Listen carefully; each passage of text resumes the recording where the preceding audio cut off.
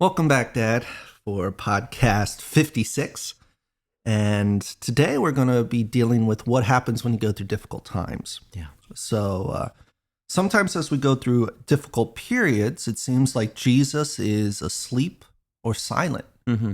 And sometimes as Christians, we even wonder if he's present. Like, we know he's there, but it's like, what is he doing?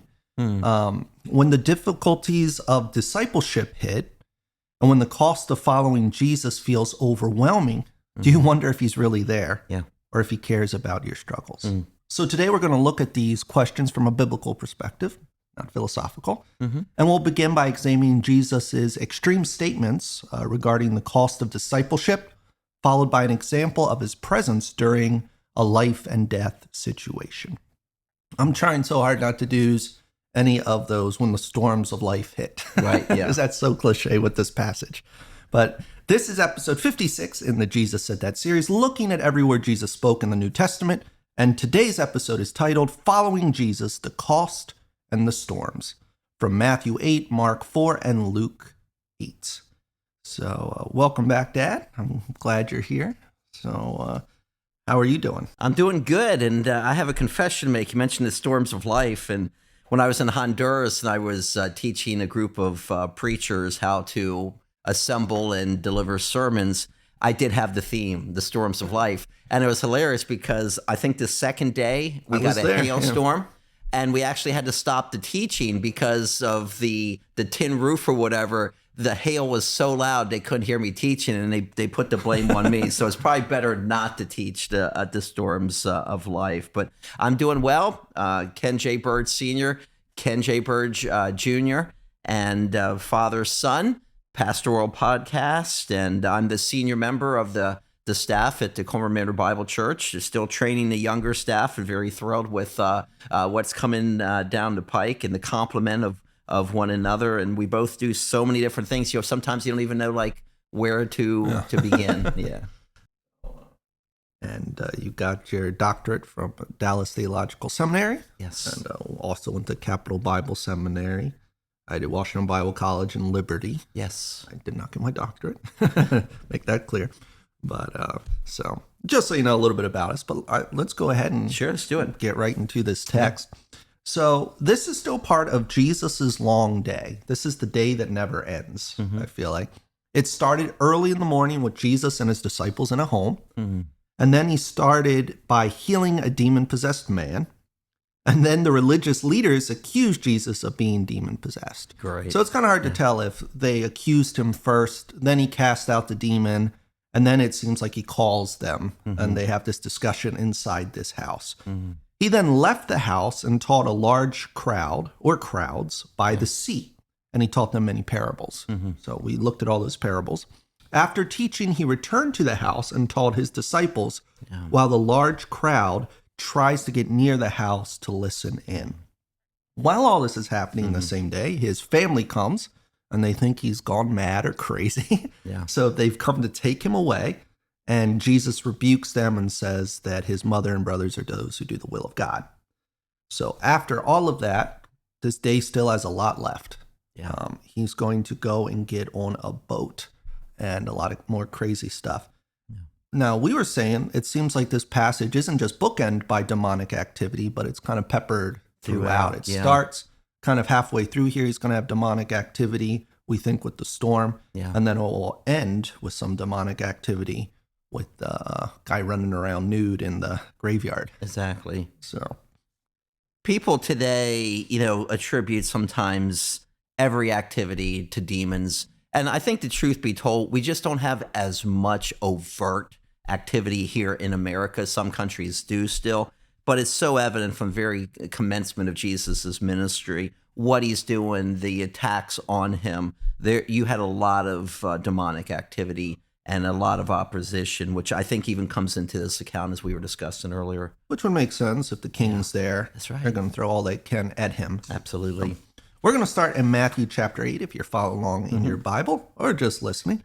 We're in Matthew 8 and we'll be 18 through 27. And the first part is the cost of following Jesus.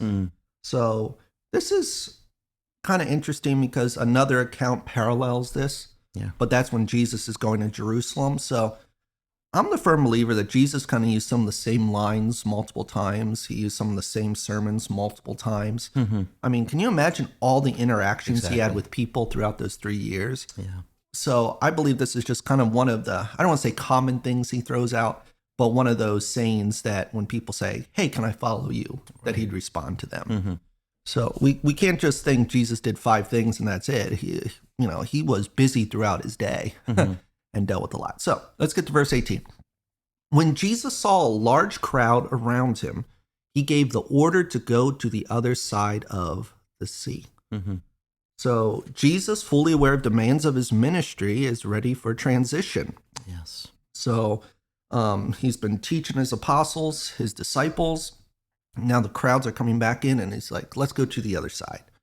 And it says in verse 19, a scribe approached him and said, Teacher, I will follow you wherever you go. So we have to get this picture that he's in the house, and as he's teaching his disciples, there's this huge group has come.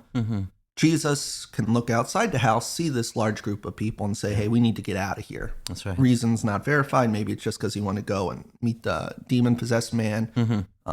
We're not sure the exact motive, but he gets up, and as he's walking to the boat, these people are approaching him. Yeah. It just makes sense. So he says, Teacher, I will follow you wherever you go. This man probably heard Jesus' teachings about, remember, all the teachings are about the kingdom. And as a pastor, you'll give a sermon, and then people do the direct opposite of what you say. Yeah. And they'll even come up and try to encourage you by saying the direct opposite. So if you think in this context, Jesus had just said, you need to be willing to sell whatever to follow me, not to become a Christian, but to be a disciple, because we have to say, salvation's free, but discipleship is what is super costly. Yeah. So Jesus just talked about in the kingdom, it's the pearl of great price. It's the hidden treasure. You have to be willing to do whatever you can. So this guy comes up and it sounds good at first. Yeah. Teacher, I'll follow you wherever you go. So this was a scribe. They were well educated in the law and were powerful people. Yeah. So when you hear a scribe, think of someone who knows the law of Moses in and out. And it seems like this man truly wants to follow Jesus. But I would think this is more of an intellectual commitment maybe than a faithful spiritual one. So he says he wants to follow Jesus, but he doesn't understand the cost. Now notice what Jesus responds. Foxes have dens and birds of the sky have nests, but the Son of Man has no place to lay his head. Yeah. So we'll look at this, but it's interesting we don't get the man's response. No. Maybe he still went with him. We don't know. But the phrase Son of Man is a messianic title used multiple times. One is Daniel 7:13-14, where we hear about Jesus' authority. Right. The Son of Man also we hear about coming from the clouds of glory, being worshipped. Yeah. However, here Jesus highlights his earthly reality. He has no permanent home. And that's really the cost of discipleship. That's right. Which we don't really think of Jesus in that light. But Jesus highlights the sacrifice involved in discipleship. He himself has no earthly home. Yeah. So part of him following the Father's will, in a sense, being discipled, in a sense, a follower, he doesn't have a home. And that's just kind of interesting. And he expects his followers to do the same. The man seemingly makes a promise that's easy to give, but it's also easy to break. I think Jesus recognized that a lot of people made snap decisions, and you better count the cost, would say the Lord Jesus Christ. Basically, animals, birds have a fairly stable life, the comfortable lives. They know where they're going, they know, in a sense, their territory. But Jesus isn't promoting that he's homeless here. No. I think it's just he's a man on the move, and he's hard to follow. And the way I wrote this in my notes, and it's just an interesting point, follow Jesus over creature comforts. I mean, a lot of people will forego following him because they just want a comfortable life. And yet it's difficult to follow the Son of Man. And once again, it all goes back to discipleship. Yeah. Now, this is kind of an interesting observation. It's come to 21. It says, Lord, another of his disciples said. Yeah. So that implies that the first guy was one of his disciples. Exactly. So like I said, we don't know what happened with the first guy. Mm-hmm. But another disciple, and remember there's apostles and then there's disciples. Sorry, I always have to say this, but No, it's good. disciples Yeah. are just followers of Jesus, Yeah. be it the women, the multitudes. It's the ones who want to follow what he says. Mm-hmm. Okay. He says, first, let me go bury my father. Mm-hmm. Now, in English, I look at this and it's like, oh, so his father just died, yet he's out listening to Jesus, which kind of doesn't make any sense. You know, you should be mourning. But when you really look at the Jewish culture, when you see the phrase bury my father, it doesn't necessarily mean the father had just died.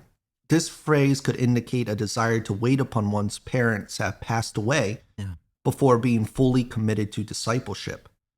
Basically saying, when my father passes, then I'll come and I'll follow you. And he's missing the boat because the disciple hesitates and he's putting earthly responsibilities over following Jesus. Once again, it's a parent, which you should help with your parents. But if you're following Jesus here, Jesus had a short ministry. He had just literally taught about seeking him above everything else. And yet this man saying, I have to wait for my father. And once he passes, I can come and help you. And Jesus just taught how a man should be willing to give up everything. Yet this man did not understand. There are a lot of implications going on here that we don't understand fully. Also, he could have been waiting because burial space was a premium. So maybe this man was waiting as well, not only for the father to die, but then also for this kind of gross, but for the body to decay so they can put the bones in that little box, months later, a year later. And maybe he's thinking about his inheritance too, because if he's hanging around here, he wants something out of the deal. And you're building one of two kingdoms. You're building your own, you're building the Lord's. So when you build the Lord's, there's a lot of folks that won't be too happy with your choices in life. And I think that's the case here. And Jesus responds to him, follow me and let the dead bury their own dead. So once again, Jesus is focusing on the kingdom. And you must put the call of God and his kingdom above all else, which is a very radical call. And he doesn't say, no, you can't. He just says, let the dead bury the dead, follow me. Once again, we don't know. Did the man respond and say, sure? Or did he say no and walked away? We don't know. So, but it's an interesting thought. Anything before we continue? I had a little play on words with this. Yeah, it was interesting because it's follow Jesus over creature comforts rather than being a comfortable life. And then my second point coming out of this was follow Jesus over comforting creatures. I mean, if the father is sick and you go, oh, it's my responsibility to take care of him. And we find this in pastoral ministry. You got to understand your priorities and you have to stick to it, because if not, everybody defines what we should be doing and when we should be doing it. And I know pastors, all they have ever done in ministry, they sit around and sip tea with everybody. They're always going to this hospital, to that. And I share there are people with the gift of mercy who could do better than we can to comfort those people. But the people with the gift of mercy cannot be preparing and communicating God's word as we're called to do so. So follow Jesus over comforting creatures. It can sound so callous, but yet when we had to define family in the broader perspective, we already studied that, right? Who are my mother and my brothers and my sisters, those who do the will of God. Matthew 10:37, he who loves father and mother more than me. We still honor our parents. You just mentioned that, but we just have to understand time is fleeting. We only have so much time. We need to use it wisely. And if somebody else can take care of the comforting creature, sometimes they can't. You're tagged, you're it, you do it. But it's not for everyone because we have a higher calling. And obviously Jesus knows the motive behind this man, which we don't see. Exactly. But there are things implied there. So then we come to verse 23, and this is what we're going to see in all three accounts. The storm. Once again, this is very cliche, and we tend to miss the significance of everything that has just happened. So everything's building. Jesus is in his long day. There's been demonic activity. He's been teaching about the kingdom. And then he's going to get into a boat. And his disciples followed him, which I thought was an interesting term, they followed him, kind of Exactly. showing they're obedient. Yeah. Because we're not sure if these other people did. Right. So the disciples followed Jesus even when the journey ahead is uncertain. The willingness to follow Jesus sets the stage for a test of their faith. So this moment is very significant because the disciples are obeying Jesus' direction. However, when you follow Jesus, it leads into difficult times. Absolutely. People always think, a door opens and everything's smooth sailing. Generally, when you follow Jesus, that's when things get difficult. Pardon me. And then suddenly, a violent storm arose on the sea, so that the boat was being swamped by the waves, but Jesus was sleeping. I love it. So I'll ask you some details because you've been to the Sea of Galilee in a moment. Yeah. But just for people who haven't been there, it's surrounded by mountains. Yeah. There's sudden severe storms. And it's kind of symbolic, without being too cliche with life, just how sometimes things are going smooth and then boom. You're hit with something really difficult, a test of faith.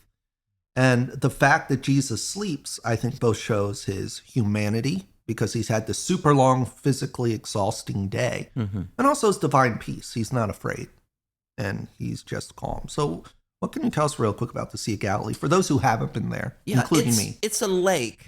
In the book of Luke, it's called Gennesareth. They believe it goes back to the Hebrew kinnor, which is a harp. It's a long lake, 13 miles long, 8 wide, as you mentioned, surrounded by mountains. So storms could come up quickly. The term, by the way, that is used here for storm is used 13 other times in the New Testament of an earthquake. So how would you like to be on the sea and have, if you will, an earthquake? There's no stability there. It's bad enough when the ground is shaking, but what do you do when you're in the water and it hits you? And that's exactly, I believe, what happens here. Is that they get hit with this violent storm, which happens on the Sea of Galilee, just like that. And they're experiencing that now. And when we're trying to explain to the grandkids how far 13 miles long is. I was showing Carter the Sea of Galilee. I mean, when you think of going over 10 miles and then you could be in the heart of that thing, you don't see a lot of land around you. So it could be petrifying. And these are experienced. Some of them are experienced. Yeah. Many of them probably are not fishermen, but some are. So the disciples came and woke him up, saying, "Lord, save us, we're going to die." Yeah. So they show they're desperate. Even though Jesus was with them, he was not acting. So in fear, they thought they may die. And I think this is, once again, kind of reflective in our life. When times are really bad, God seems very silent. So how do we react in those horrible times? Do we panic and say, I'm going to die, it's going to be awful? Or how do we react? So I think this panic is a direct result of a lack of faith. They've been with Jesus. They've seen all that he's done. They should have total faith in him. And yet they struggle to trust him in a moment of crisis. They panic. He said to them, "Why are you afraid, you of little faith?" Yeah. Then he got up and rebuked the wind and the sea, and there was a great calm. Yeah. So notice the direct connection between fear with the lack of faith. Yeah. So I don't think fear in and of itself is evil. It's your response to that fear. And their response to that fear should have been, well, we're with Christ. He's so we're going to the other side. And that's when your faith kicks in, where they kind of went from fear. They focused on the fear and then it turned to panic. So he challenged them to trust in his presence rather than the visible danger. So Jesus questions their fear, and then he addresses the storm. Yeah. So it's kind of interesting. And the Greek word for rebuke, which I know you're going to get into in a minute, suggests a strong command. Yeah. It's the same word when Jesus would speak to a demon. It would say he rebuked them, which is different from the other passages with storms. However, Jesus has complete authority over creation. So do you think this was a demonic storm, or I do. What do you think? Actually, in just walking us back just a bit, this is so opposite of prosperity gospel. They sit at Jesus' feet, they have these great lessons, and now we're supposed to be rich and comfy and happy. And here come the storms, and that's more of the reality of being a disciple, a learner of Jesus Christ. So this hellacious storm comes their way. In Mark's gospel in particular, which is intriguing, when Jesus rebukes the storm, It's the same term that was used in Mark 1:25 of rebuking a demon. And then he's going to actually say to the storm, literally the Greek is be muzzled. In the same way the demons were told to shut up, now the storm is to be calm. So I do believe this is a satanic storm. Jesus is going across the water to reach two, the best way I can describe it, two nude men cutting themselves in the tombs. You know, it's sick stuff. It's the more demonic activity, but he's going to reach them, and Satan doesn't want that. So when the storms come in the sense of these hellacious things that still seem natural, they're probably not. But it's also to thwart us from doing what we're called to do with the work of ministry. So it says, the men were amazed and asked, Yes. what kind of man is this? Even the winds and the sea obey him. So this is a challenge of their understanding of Messiah. Their amazement indicates they're beginning to see him as more than just a teacher, a prophet, or healer, but a divine authority. So this is a direct challenge on who truly Jesus is. Gotta love his humanity. I'm thinking Psalm 21:4. What do we quote? Behold, he who keeps Israel shall neither slumber nor sleep. But Jesus is asleep in the boat. So it's showing his humanity as well, but he's still in total control. The fact that he was in the boat with them should have been enough for the disciples just to chill, because he's on it. We're fine. We're going to see the word sovereignty. It's his kingship. Yeah. We've talked about this many times, that people think sovereignty is you literally have foreordained all things, which is reading into the text. Totally sovereignty just simply means you're king. So he knew what was going to happen, and he stood up and just spoke, and it has to listen to him because he's sovereign. And that's the whole idea of sovereign. You're the king. So we're going to come over to Mark chapter 4. We believe this is Peter giving this to John Mark. And it's Jesus' power over creation. This is Mark 4:35 through 41. And it says, on that day, when evening had come, that's how we know it's the same day. Luke is going to use much broader language. But he told them, let's cross over to the other side of the sea. So Jesus is showing both his sovereignty and foreknowledge, because he knows they're going to the other side.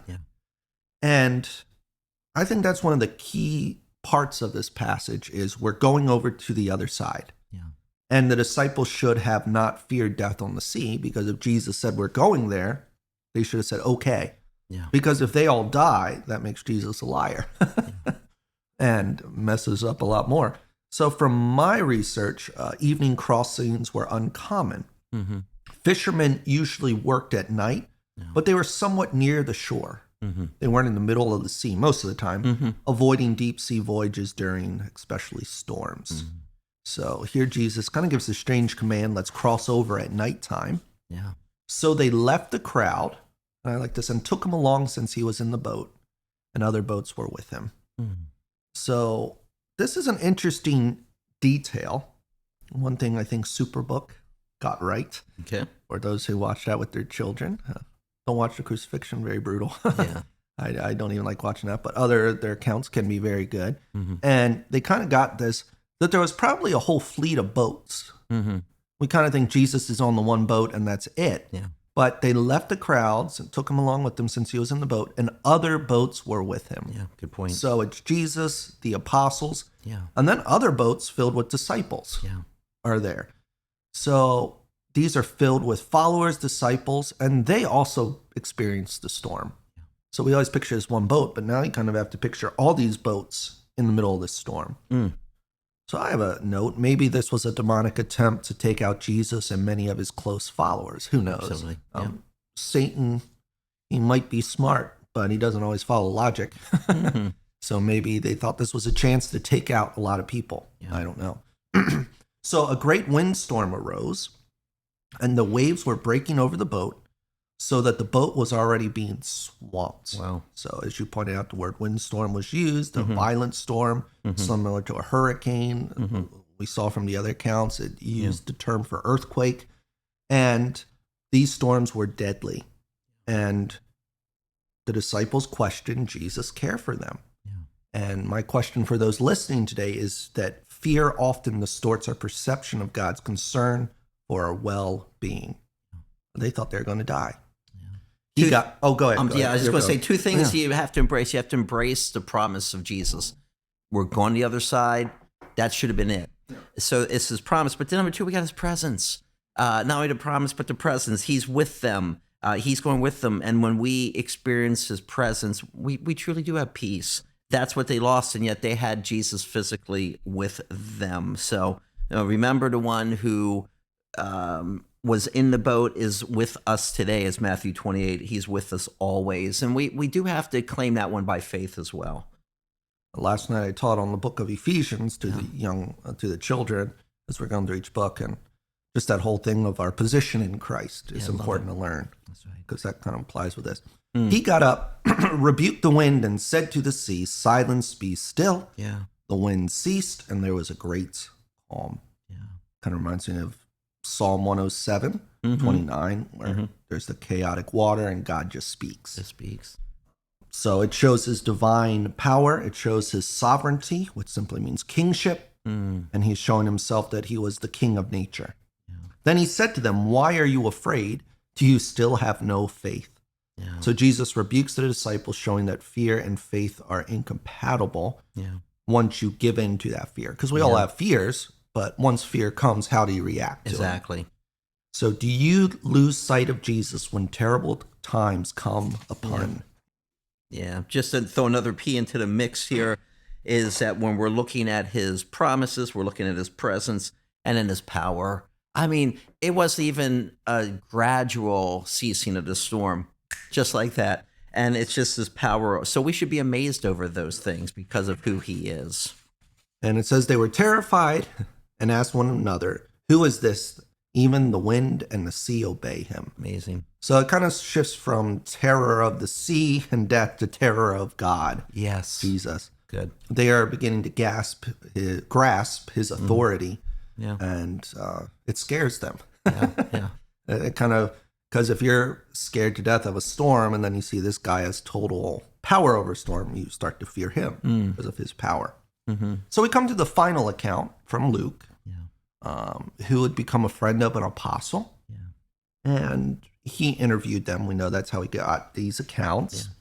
But it's also possible he interviewed the others who were with them that day too. It's kind of an interesting thought. And this is Where is Your Faith? From Luke 8:22 through 25. So one day he and his disciples got into a boat and he told them, "Let's cross over to the other side of the lake." So they set out. So unlike Mark and Matthew, Luke places the emphasis kind of on the flow of the passage and doesn't even mention the crowd. So he just kind of skips that part. As they were sailing, he fell asleep. Then a fierce windstorm came down on the lake, and they were being swamped and were in danger. Once again, these are experienced fishermen. They're panicking. They should have had faith in Jesus. However, they're scared. They give in to that fear. They came and woke him up, saying, "Master, Master, we're going to die." Then he got up and rebuked the wind and the raging waves. So they ceased, and there was a calm. Now, another fact that's interesting, the storm did not wake Jesus. His disciples did. That's right. Because they were going to make it to the other side. So Luke kind of puts an emphasis on the raging waves and just Jesus's calm nature. He said to them, "Where is your faith?" They were fearful and amazed, asking one another, "Who then is this? He commands even the winds and the waves, and they obey him." So you kind of wonder who it was to asking those questions. Was it all the apostles? Was it some of the followers? You know, it's just kind of an interesting story there. So once again, we have to see the link between fear and lack of faith when you give into it.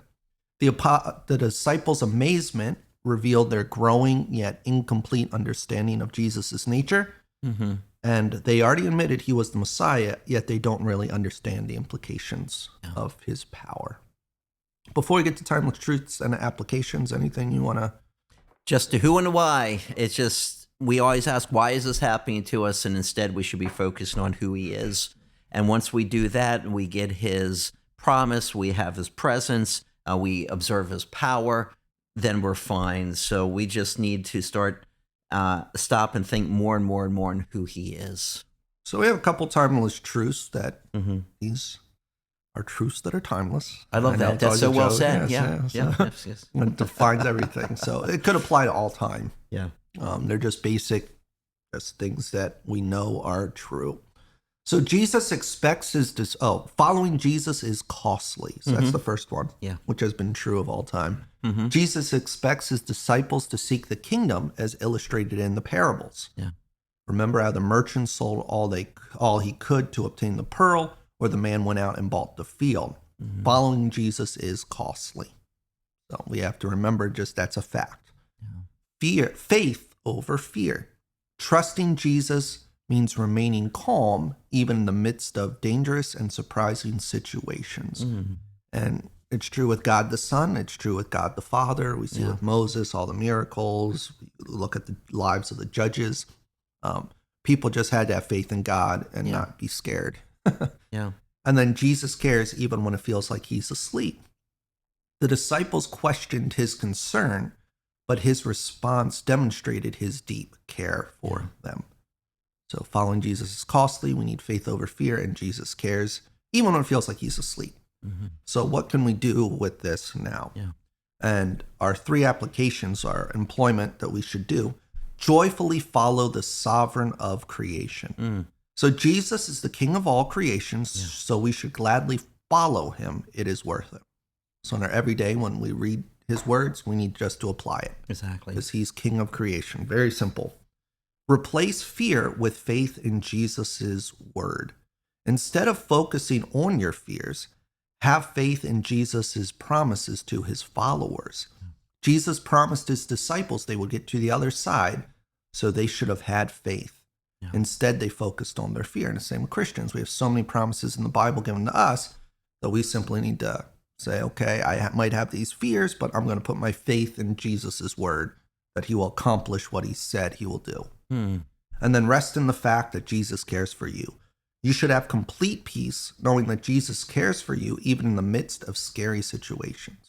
He might not speak, he might not say anything, but you have his word, he's there, you can pray to the Father through him. So just important to know that. So joyfully follow the sovereign of creation, replace fear with faith in Jesus' words, and rest in the fact that Jesus cares for you. And then I have a closing thought that I wrote down here. So following Jesus is not easy. I think this sums it up. It requires sacrifice, courage, and a willingness to put his kingdom above all else. Remember, this is talking about being a disciple. Coming to him is easy. His burden is light, is easy. But once you come to him and you're being his follower, there will be storms, both external and internal, that will test your faith. But remember, even when it feels like Jesus is asleep or silent in your struggles, he is with you. He is sovereign over everything, and he cares for you deeply even when you can't feel it. So here's the challenge. Where is your faith? Are you allowing fear to dictate your actions, or are you trusting in the promises of the one who controls even the wind and the waves? Don't let the cost of discipleship cause you to turn away. Instead, joyfully follow the sovereign of creation, knowing that he will carry you through everything and that he cares for you and he is unwavering in his support. So let's replace our fears with faith and rest in the fact that Jesus is right there with us, guiding us to the other side. So we need to keep our eyes on him and trust that he will never leave us. Any final thoughts before we give the final information? Or You were sharing about the timeless truths. I was working on my doctorate out at Dallas Seminary, and there was something I needed to understand that I never had before in my theological perception, if you will. I had put together the FIRE method probably several decades before, familiarity, interpretation, relationship, and employment. But then I was studying to communicate to those who've not been trained theologically how to preach.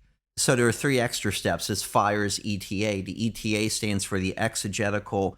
That's when you're working out from the text to get the principle that's there, what's exactly being stated. Then you're looking at the T, which is the theological step. That was what I didn't have. And why I'm just bringing all this up, I remember I was up in Philadelphia where they had Extension Center, so I could take classes there. You'd be there all week long. And the professor, Timothy S. Warren, I'm hoping he's going to write my foreword, by the way, for my book on Philippians.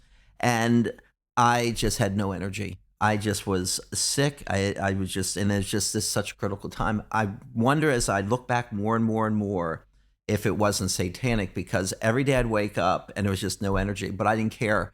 I had to go because this was such an important class, and I'd get up and I'd drag myself to class and I would learn, and then I would go home and just collapse. And I did that for 5 days. And God gave me the strength each day to go and sit there in class and actually look like I was alive, and I didn't feel alive. But what I learned at that time, so when you're sharing these timeless truths, you know, even for you to understand these things, I had to go through a process. And I'm sure Satan didn't want us to understand that you look for the theological truth, that timeless truth about the nature of God or man or whatever, and communicate to people. And everyone goes, oh, that makes so much sense. And that's what you're sharing there. But I just wanted to tell the brief personal story that even when it seems impossible to follow, just act on it. He'll give you the strength, and you'll be so glad because you'll get lessons that you'll carry for life. Wouldn't it have been so much better if the disciples all were calm and they just went through the storm and Jesus, gave them all a slap on the back when they got to the other side, rather than, man, I blew that one because I just didn't embrace his promise and his presence. Yeah. Thank you. That was podcast 56 in the Jesus Said That series, looking at every word Jesus says in the New Testament. Today's episode was titled Following Jesus, the Cost and the Storms, from Matthew 8, Mark 4, and Luke 8. Yeah. Very interesting. Just a lot of good information there. Absolutely. Anything you want to share with you happening personally or before we wrap up? Just plodding away on, like you're working on your music and trying to get those songs together for the album. I'm just doing some research for various writing projects that I'm tackling right now. But it's all good. And then when those things come together, we get to show up at a podcast and go, and by the way, this is done. And so we both will have some of those shortly. I wanted to compliment you. As you know, sadly, our great aunt Ruth passed away, and she was a faithful follower of the podcast, and we'll miss her a lot. A very good woman. Yeah. But you preached a funeral on Saturday, and I'm not trying to sound too complimentary, but it was probably one of the best funeral services I've heard, because you went into the story of the Minas. And most times when I go to a funeral, it has just two audiences. It's saying, just become a Christian. And then if you're a Christian who's there already, it's, well, they're in heaven. Yeah. And usually that's like every kind of funeral you go to. What I really liked how with this one, you said, you talked about how the people just following the parable need to believe. They need to become Christians, and you went into that. But then you talked about rewards. And I think that was very challenging because Aunt Ruth was a very generous soul, very kind, very helpful to our ministry personally. We wouldn't do as much as we have done without her help. Yeah. And how she will be rewarded greatly in heaven for what she did, and then asking Christians, how are you a steward of your things? And I thought that was really good, because a lot of times funerals, like I said, it's just, you're going to heaven, and if you're going to heaven, don't be afraid. Where I think this was such a challenge. Yeah. That it's like, okay, you are a Christian now. Are you going to handle what you have, your time, well? So I thought I really liked that angle for the service. I appreciate that. She was a 10-city woman, and from Luke 19, the rewards are given. You've been faithful over a few things. Here, be Lord over 10 cities, and then 5 cities. And then the third guy, I believe, is a saint, but he just didn't do what he should do, and nothing but embarrassment there. But she was just that kind of woman that I really think is going to be richly rewarded, because she was just so sacrificial. And you don't often get to preach the funeral for a 10-city kind of person. Yeah, a lot it's of true. times. I hate to say that. It's just true. Usually you're just glad if they're saved. Yeah. But thank you. I really appreciate those kind words. So in our next podcast, it's going to be an interesting one. Jesus is going to meet the demoniac. They go through that whole thing to meet them. And then after that, I actually have, which most people disagree with me with, and I'm cool with it, but I actually then have Matthew's dinner feast is what happens, because they're all hungry after they cross. And I'll give more reasons why I think that. Yeah. But got some good stuff coming. So we'll see you next time.